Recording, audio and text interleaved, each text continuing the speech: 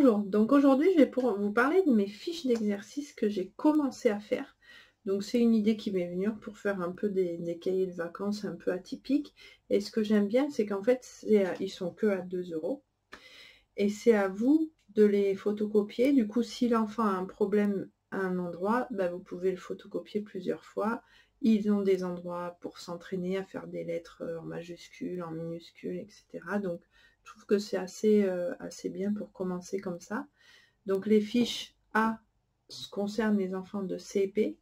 Donc, pour l'instant, il y a A1, A1B, A1C. Et là, je vais vous parler d'une chose qu'on m'avait appris quand j'étais petite et qu'on n'apprend plus aux enfants, et je trouve que c'est regrettable. Donc c'est à la page 15 de la fiche A1A.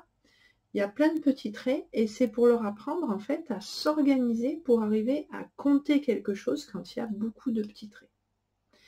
Donc il y a des petits traits comme ça, alors je leur explique, je leur dis c'est comme si on avait des petits bâtonnets et on va les ranger d'une certaine manière qui va nous permettre de les compter plus facilement. On va faire des paquets de 5. Alors, je vous montre. Donc, par exemple, ici, allons-y. Nous allons faire un paquet de 5. 1, 2, 3, 4, 5. Et nous allons le reporter ici. 1, 2, 3, 4, 5. Un autre. 1, 2, 3, 4, 5. 1, 2, 3, 4, 5. 1, 2, 3, 4, 5. 1, 2, 3, 4, 5. Je continue.